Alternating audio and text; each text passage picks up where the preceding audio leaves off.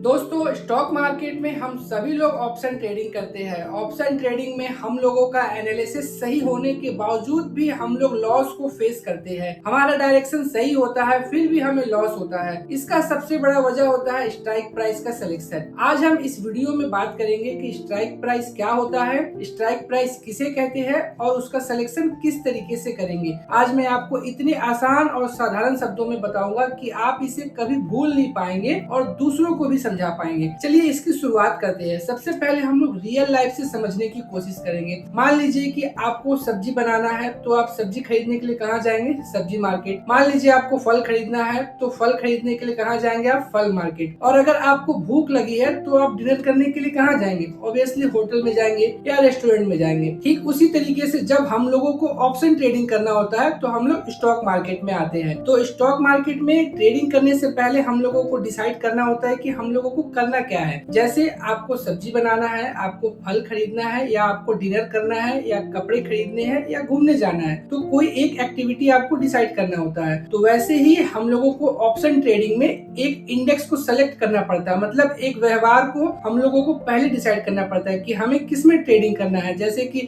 Nifty में, bank Nifty में, Sensex में। जैसे मान लीजिए कि आपको सब्जी खरीदना है, आप सब्जी मंडी गए तो वहाँ पर जितने भी आइटम दिख रहे हैं ना, जैसे लौकी हुआ, करेला हुआ, भिंडी हुआ, तो ये सब आइटम हो गए उसके। ठीक है, तो वैसे ही आप जब डिनर करने के लिए रेस्टोरेंट में जाएंगे तो वहाँ पर आपको बहुत तरीके का मेनू मिलेगा, तो वो सारे आपके डिनर के आइटम हो गए। तो वैसे ही अगर आपने ऑप्शन ट्रेडिंग में ट्रेड करने के लिए मान लीजिए निफ्टी को सिलेक्ट किया है, तो निफ्टी का वैल्यू क्या है? निफ्टी का वैल्यू अभी 25,570 के आसपास चल रहा है। मतलब आप 25,500 मान लीजिए। ट्रेडिंग करने के लिए हम लोग स्ट्राइक प्राइस का सिलेक्शन क्यों करते हैं, पहले हम लोग उसको समझ लेते हैं। मान लीजिए अगर आपको सब्जी खाना है तो आप पूरा का पूरा सब्जी मंडी नहीं खरीदेंगे, आप सिर्फ कुछ सब्जी को खरीदेंगे। जैसे आपको फल खाना है तो पूरा का पूरा फल मार्केट नहीं खरीदेंगे, कुछ फल को खरीदेंगे। या फिर आपको डिनर करना है तो आप सिर्फ कुछ आइटम को खाएंगे जिससे आपकी जरूरत पूरी हो सके, पूरे के पूरे रेस्टोरेंट को नहीं खरीदेंगे। तो वैसे ही जब हम लोगों को ट्रेडिंग से पैसा कमाना होता है ना, तो हम लोग पूरा का पूरा इंडेक्स नहीं खरीदते हैं। जैसे इंडेक्स मतलब हो गया 25,500 का लेवल, हम लोग उसमें से कुछ अपने लिए ऑप्शन चूज कर लेते हैं जिसे स्ट्राइक प्राइस बोलते हैं। तो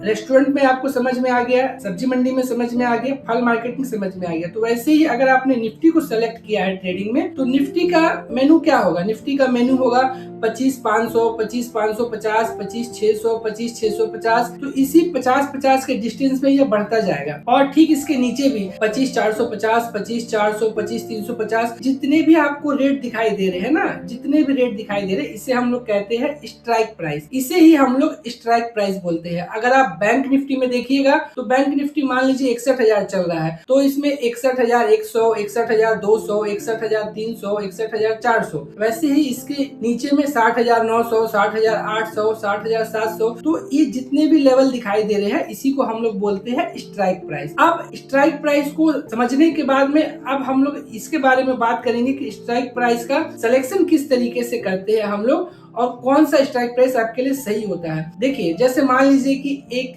रेल है, रेल में आपको 3 तरीके का मतलब कि डिपार्टमेंट रहता है। पहला जनरल, दूसरा एसी और तीसरा हो गया स्लीपर। तो ये एक ही रेल के अलग अलग कोच होते हैं जो आपको एक ही साथ एक ही डेस्टिनेशन पर लेके जाएगा। मतलब मान लीजिए कि हमको झारखंड से दिल्ली जाना है, तो हम लोग जिस ट्रेन में बैठेंगे उसमें जनरल बोगी भी है, स्लीपर बोगी भी है और एसी बोगी भी है। एक समय पर एक ही साथ हम लोग एक ही जगह पर पहुंचेंगे। ठीक इसी तरीके से हम लोगों का भी इंडेक्स में एक टारगेट होता है कि निफ्टी 25,500 है, हमको लगता है कि 26,000 तक जाएगा। तो जब वो 26,000 तक जाएगा तो वो समय उतना ही लेगा, समय उतना ही लेगा। लेकिन उसके लिए हम कितना कीमत चुकाते हैं ये हम पर डिसाइड करता है। अगर जनरल में जाएंगे तो कम पैसा लगेगा, स्लीपर में उससे ज्यादा लगेगा और एसी में उससे ज्यादा लगेगा। तो ठीक इसी तरीके से हम लोग भी स्ट्राइक प्राइस का सिलेक्शन करते हैं। 3 तरीके के स्ट्राइक प्राइस होते हैं। एक होता है इन द मनी जो सबसे महंगा होता है, एक होता है एट द मनी जो बिल्कुल उसके नियरेस्ट प्राइस में होता है, मतलब कि मीडियम रेंज में होता है, एक होता है ओटीएम मतलब कि आउट ऑफ द मनी, वो बहुत सस्ता होता है। जैसे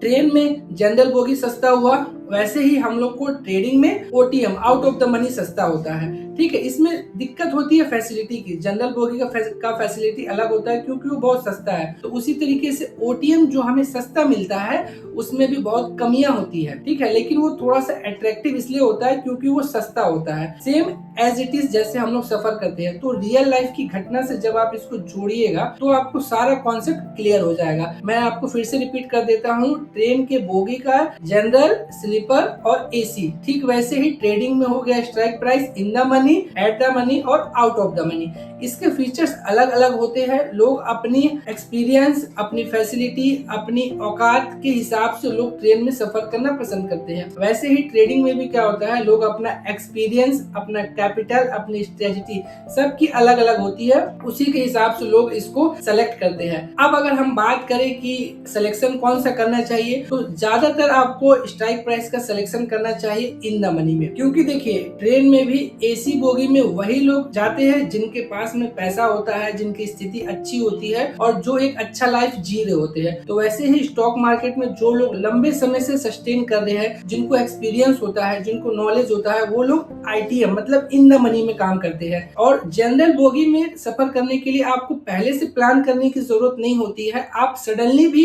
गए और ट्रेन में जाकर के टिकट लिया तुरंत और जाकर बैठ गए, मतलब नहीं भी मिला तो एडजस्ट करके लोग चले जाते हैं। समय उतना ही लगेगा, लेकिन सिर्फ सुविधा की बात होती है। तो वैसे ही ऑप्शन ट्रेडिंग में भी होता है। ओटीएम बहुत सस्ता मिलता है, आपको ज्यादा दिमाग लगाने की जरूरत नहीं पड़ती है और पैसा भी कम लगता है। लोग क्या करते हैं, जो भी स्ट्राइक प्राइस मिला ओटीएम का सस्ता में उसको खरीद लिया और वापस से सुविधा और असुविधा क्या होती है कि निफ्टी अगर मान लीजिए 200 पॉइंट चलने का है, 2500 पे लिया, 2500 तक का मंजिल है, तो 2500 में जो आईटीएम के होते हैं ना, उनको उनका पूरा बेनिफिट मिल जाता है। लेकिन जो ओटीएम के होती है, जो सस्ता में खरीदते हैं, उनको नहीं मिल पाता है, उनको बेनिफिट नहीं हो पाता है और ये उनको समझ ही नहीं पाता है कि हम लोग अपनी अपनी मंजिल तक पहुंच गए, लेकिन एसी बोगी वालों को पूरा कंफर्ट मिला, पूरा फीलिंग्स आया, लेकिन जनरल वालों को नहीं आया। मंजिल पे वो भी पहुंचे लेकिन उनको दिक्कत हुआ, बहुत परेशानी हुआ। क्यों? क्योंकि उनकी सोच थी कि कम पैसा में हम कैसे भी एडजस्ट कर लेंगे और हमें मंजिल तक पहुंचने में जो सुविधा मिलेगी